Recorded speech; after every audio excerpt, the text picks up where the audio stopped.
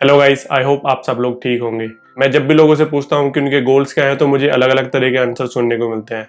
जैसे कि कुछ लोग मैरिड होते हैं तो उनका मुझे आंसर मिलता है कि उन्हें साल में एक बार फैमिली ट्रिप पर जाना होता है एंड उन्हें 2 या 3 BHK का एक फ्लैट खरीदना होता है एंड उन्हें अपने बच्चों को हायर एजुकेशन के लिए बाहर भेजना होता है एंड उन्हें अपने बच्चों की शादी के लिए सेविंग करनी होती है। और वहीं दूसरी तरफ जो सिंगल होते हैं उनका आंसर कुछ ऐसा होता है कि उन्हें एक अच्छी बाइक या कार खरीदनी है या फिर उन्हें एक वर्ल्ड टूर पर जाना है एंड उन्हें एक एक्सपेंसिव गैजेट खरीदना होता है। एंड आई नो आप में से बहुत लोगों के भी यही कुछ कॉमन गोल्स होंगे एंड कुछ लोग ऐसे भी हैं जिन्हें अभी तक अपने गोल्स के बारे में नहीं पता है। पहले तो मैं उन सभी लोगों को कांग्रेट्स बोलना चाहता हूं जिन्होंने एटलीस्ट अपने फ्यूचर के बारे में कुछ सोचा है, बिकॉज आप ऑलरेडी अपने फ्यूचर के बारे में सोच रहे हैं एंड ये बहुत अच्छी बात है। आप ऑलरेडी कुछ स्टेप आगे हैं उन लोगों से जिन्होंने अभी तक अपने गोल्स के बारे में नहीं सोचा है। बट क्या आपने सोचा है कि जब आप रिटायर हो जाएंगे एंड आपकी सैलरी बंद हो जाएगी तो आप क्या सेम लाइफस्टाइल कंटिन्यू कर पाएंगे? क्या रिटायर होने के बाद भी आप एक कंट्री से दूसरी कंट्री में ट्रेवल कर पाएंगे? एंड क्या रिटायर होने के बाद आप एक न्यू कार परचेस कर पाएंगे बिना किसी लोन के? क्या आप जानते हैं कि अगर आपका आज मंथली एक्सपेंस 30,000 रुपए है तो आज से 30 साल बाद यही मंथली एक्सपेंस बढ़कर 1,72,000 हो जाएगा। एंड अगर आप सोच रहे हैं कि ऐसा कैसे, तो ये होता है इन्फ्लेशन की वजह से। आज से 20 साल पहले जो चीज आप 1,000 रुपए की खरीद सकते थे उस चीज को खरीदने के लिए आज आपको 2700 रुपए पे करने पड़ेंगे।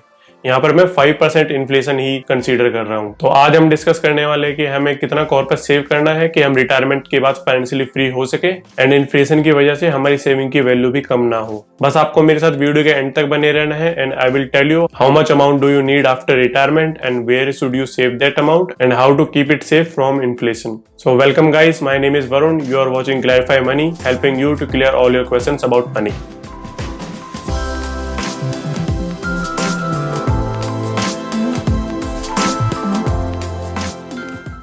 So now let's discuss the 3 major questions about retirement, and those are: number 1, how much amount do you need after retirement? Number 2, how to save big retirement corpus? And number 3, how to keep it safe from inflation. Before we start on these questions, please subscribe to Clarify Money and press the bell icon so you can get all the notification of upcoming videos. मैं हर Saturday आपके लिए एक ऐसी video लेकर आता हूँ जो आपकी हेल्प करती है आपको फाइनेंशियली एजुकेट करने के लिए, एंड साथ ही साथ इन वीडियोस में मैं आपके मनी रिलेटेड क्वेश्चंस को सॉल्व करने में हेल्प करता हूँ। So how much amount do we need after retirement? It's actually depend from person to person and family to family. एक फैमिली का मंथली खर्चा 50,000 से 60,000 हो सकता है एंड मैंने कुछ ऐसी फैमिलीज भी देखी है जिनका मंथली खर्चा सिर्फ 15,000 है। हो सकता है कि आज आपकी लोन EMI की वजह से आपके खर्चे ज्यादा हों एंड आपका ऑफिस आपके घर से काफी दूर हो तो ट्रैवल की वजह से आपका काफी खर्चा हो जाता है। बट लोन खत्म हो जाने के बाद एंड जब आप रिटायर हो जाएंगे तो आपका ट्रैवलिंग का खर्चा और लोन का खर्चा बंद हो जाएगा। एंड हो सकता है कि आज आप यंग हो तो आपका मेडिकल एक्सपेंसेस ना हो, बट जैसे जैसे आपकी एज बढ़ती है तो आपका मेडिकल एक्सपेंस भी बढ़ता जाता है। So first you need to know your monthly expenses and आप अपना मंथली एक्सपेंस इजीली कैलकुलेट कर सकते हैं अगर आप एक प्रॉपर बजट फॉलो कर रहे हैं। तो अगर आपके बजट रिलेटेड कुछ भी क्वेश्चन है तो आप मेरी बजट प्लानिंग की वीडियो चेक कर सकते हैं। मैं उसका लिंक ऊपर आई बटन एंड नीचे डिस्क्रिप्शन में डाल दूंगा और इस वीडियो के बाद उस वीडियो को चेक कर सकते हैं। Now you know your monthly expense and बस आपको एक एज सोचनी है जिस एज में आप रिटायर होना चाहते हैं। तो आइए मैं आपको अपने कंप्यूटर स्क्रीन पर लेकर चलता हूँ और हम एक एग्जांपल के साथ कैलकुलेट करते हैं कि अगर आपकी एज 30 साल है एंड आपका मंथली एक्सपेंस 30,000 है तो जब आप रिटायर होंगे 60 साल की एज में तो आपको कितने रिटायरमेंट अमाउंट की जरूरत पड़ेगी। तो मैं जिस कैलकुलेटर का यूज करने वाला हूँ उसके लिए हमें सर्च करना है फंड्स इंडिया कैलकुलेटर्स एंड जो पहला लिंक है हमें उसको ओपन करना है एंड यहाँ पर आपको काफ़ी सारे कैलकुलेटर देखने को मिलेंगे। यहाँ पर आपको टैक्स से रिलेटेड भी काफ़ी सारी इन्फॉर्मेशन देखने को मिलेगी, जैसे कि हमें देख सकते हैं कि old tax slab and new tax slab की डिटेल्स भी यहाँ पर अवेलेबल है। इसके अलावा आपको टैक्स कैलकुलेटर यहाँ पर दिख जाएगा, monthly investment calculator, child education calculator and child marriage expense calculator, retirement planning pension calculator, SIP and mutual fund calculator and return on my step up SIP। तो यहाँ काफ़ी सारे कैलकुलेटर अवेलेबल है। तो करंटली हमें रिटायरमेंट कैलकुलेटर को check करना है तो आपको क्लिक करना है retirement needs and investment calculator. तो यहाँ आपके सामने एक पॉपअप ओपन होकर आ जाएगा। तो मैं अभी के लिए एक एग्जांपल लेकर चल रहा हूँ कि आपकी उम्र 30 साल है एंड आपका मंथली एक्सपेंस 30,000 है। इन वैल्यूज को आप कम ज़्यादा भी कर सकते हैं अकॉर्डिंग टू योर नीड। तो हमें पहले मंथली एक्सपेंस चेक करना है। फॉर एग्जाम्पल हमारा मंथली एक्सपेंस है 30,000 and your current age is 30 years and retirement age किस साल में आप रिटायर होना चाहते हैं। हम 60 साल मानकर चल रहे हैं अभी के लिए। एक्सपेक्टेड लाइफ स्पैन कि आप कितने साल तक जीने वाले हैं, तो हम अभी के लिए 80 ईयर्स मान लेते हैं। And current value of existing investment, अगर आपकी कोई करंट इन्वेस्टमेंट है कहीं पर तो उसका जो भी अमाउंट है वो आप यहाँ फिल कर सकते हैं, तो इसको हम अभी के लिए 0 मान लेते हैं। इन्फ्लेशन, एक्सपेक्टेड इन्फ्लेशन क्या है कि आप कितना एक्सपेक्ट कर रहे हैं कि इन्फ्लेशन कितना होगा, तो हम इसको 6% मान लेते हैं। And post retirement investment return, तो जब आप रिटायर हो जाएंगे उसके बाद जो भी आपका अमाउंट होगा आप उसको फॉर एग्जांपल किसी लिक्विड फंड में, किसी डेट फंड या फिर किसी एफडी में इन्वेस्ट करते हैं तो आपको उस पर कितना रिटर्न मिलने वाला है, तो उसको हम 8% ही मानकर चलते हैं। बिकॉज रिटायरमेंट के बाद हमें कोई रिस्क नहीं लेना है, तो हम इक्विटी में कोई भी सेविंग नहीं करेंगे, हमें सारा सेविंग अपने डेट फंड के अंदर रखना है। And next is expected return on investment, तो अभी करंटली जो आप इन्वेस्ट करेंगे तो उसका आप कितना रिटर्न एक्सपेक्ट कर रहे हैं, तो उसको अभी हम 12% मान लेते हैं। आप इसको 14 to 15% भी मान सकते हैं, बिकॉज जो इक्विटी म्यूचुअल फंड है वो आपको एवरेज 12 to 15% के बीच में रिटर्न देते हैं, तो अभी के लिए हम मिनिमम 12% कंसीडर करते हैं। तो अब हमें कैलकुलेट करना है, तो इन सभी वैल्यूज को आप अपने अकॉर्डिंग कम या ज्यादा कर सकते हैं। तो हमारे सामने जो वैल्यूज निकल कर आई हैं उसमें फर्स्ट वैल्यू है कि आपको 9,675 रुपीज पर मंथ इन्वेस्ट करना होगा। एंड आपको रिटायरमेंट होने के बाद कितने साल तक इस पैसे की जरूरत पड़ने वाली है, तो वो है 20 ईयर्स। तो आपका मंथली एक्सपेंस कितना हो जाएगा 30,000 से बढ़कर, वो हो जाएगा 1,72,305। एंड टोटल अमाउंट जो आपको सेव करना है जो कि आपकी इस मंथली इनकम को जनरेट कर सके, वो अमाउंट है 3,38,14,958।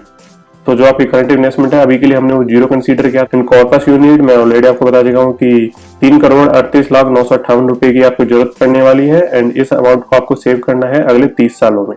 तो अगर आप आज से ही हर महीने 9,675 रुपए की SIP करते हैं इन एक good equity mutual fund, then आप इस अमाउंट को इजिली सेव कर सकते हैं। तो जितना जल्दी आप स्टार्ट करते हैं, फॉर एग्जाम्पल की अगर आप 25 की एज में स्टार्ट करते हैं तो आपको उतना ही कम सेव करने की जरूरत पड़ेगी। तो अगर आप 25 की एज में स्टार्ट करते हैं तो आपको सिर्फ 7,037 रुपए मंथली इन्वेस्ट करना है, और आपको जो अमाउंट रिसीव होगा वो भी ज्यादा होगा, जो होगा 4,52,52,040 रुपए।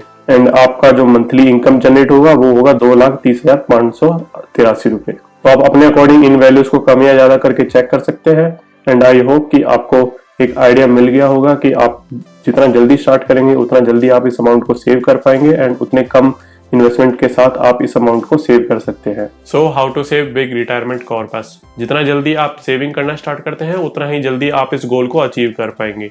सो मार्केट में काफी सारे ऑप्शंस अवेलेबल हैं जिसका यूज करके आप इस रिटायरमेंट कॉर्पस को सेव कर सकते हैं।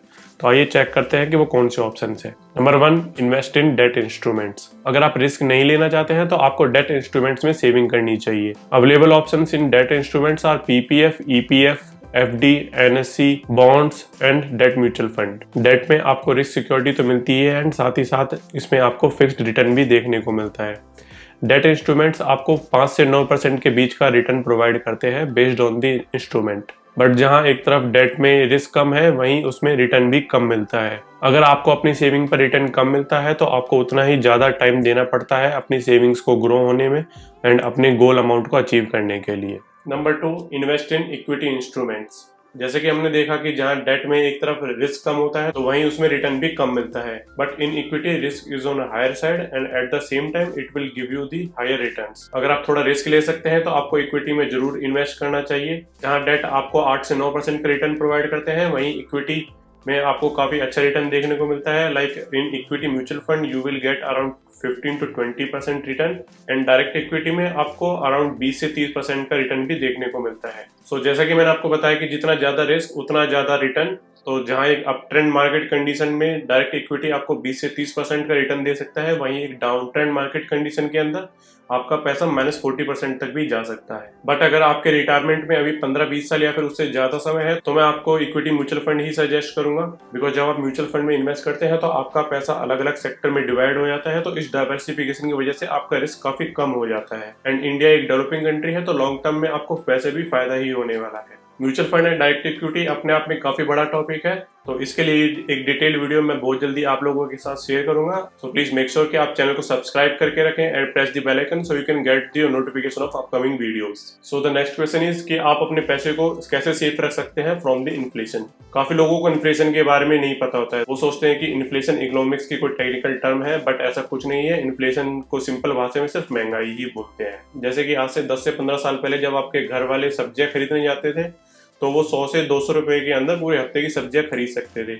बट आज अगर आप पूरे हफ्ते की सब्जियां खरीदने जाते हैं तो आपके करीब 600 से 700 रुपए के आसपास का खर्चा हो जाता है। तो ऐसा होता है इन्फ्लेशन की वजह से। इन्फ्लेशन आपके पैसे की वैल्यू को धीरे धीरे कम करता जाता है। तो जो चीज आज आप 100 रुपए में खरीद सकते हैं, उसी चीज को परचेज करने के लिए आने वाले सालों में आपको 100 से ज्यादा रुपए पे करने पड़ेंगे। जब आप रिटायरमेंट के लिए सेविंग करते हैं तो आपको इन्फ्लेशन को भी ध्यान में रखना चाहिए। जैसे कि मैंने आपको बताया कि अगर आज आपका मंथली एक्सपेंस 30,000 है तो आज से 30 साल बाद इन्फ्लेशन की वजह से वही मंथली खर्चा आपका 1,72,000 हो जाएगा। तो आपकी रिटायरमेंट सेविंग भी इन्फ्लेशन एडजस्टेड होनी चाहिए। एंड आपको ये भी ध्यान रखना है कि रिटायरमेंट के बाद भी आपको ये अमाउंट एक ऐसे इंस्ट्रूमेंट में सेव करना है जो कि आपको इन्फ्लेशन से ज़्यादा रिटर्न दे सके, ताकि आपके रिटायरमेंट कॉर्पस की वैल्यू कम ना हो।